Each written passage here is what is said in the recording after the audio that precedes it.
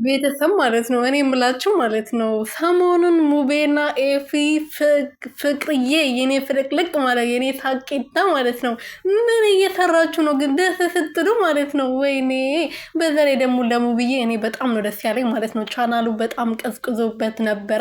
በዚህ ሰሞን እንግዲህ 3 ሆኖ በየተራ በየቀኑ ቪዲዮ እየሰሩ በየራሳቸው ቤት በየተራ እየለቀቁ ነው። በጣም ነው ደስ ያለኝ ማለት ነው። ፍቅርዬም እንግዲህ ጠፍታ ነበረ የምትመጣው። ሰሞኑን ግን በየቀኑ በየቤታቸው እየመጡ ይገኛሉ ማለት ነው።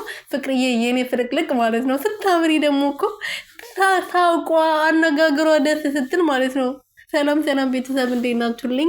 እኔ ያለው ፈጣሪ እየተመሰገነው በያላችሁበት ሰላማችሁ ብዝት ትርፍርፍ ይበልልኝ። እኔ ውድና ወርቅ የሆናችሁ ቤተሰቦች ማለት ነው፣ የኔ እንቆች ማለት ነው።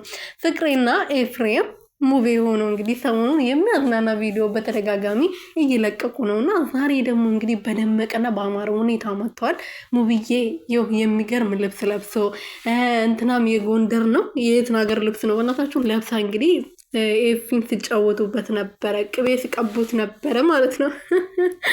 እና ትናንት አፍቅሬሻለሁ ከአንቺ ፍቅር ይዞኛል እያለ እንግዲህ ሻማ ምናምን ባለበት ፕሮግራም አዘጋጅቶ ቤት የሙቤ ቤት ውስጥ ጠርቷት ነበረ እና እኛ ደንግጠን አረ ሙቤ ኤፌ ምን እያረክ ነው ብለን እኛ ራሱ ጥያቄ ፈጥሮብን ነበረ። አረ እናንተ ምን ሆናችሁ ነው እንደ የወንድሙ ፍቅረኛ ነበረች እኮ ምንም ብትሆን ብለያዩም እኮ የወንድሙ ፍቅረኛ ነበረች።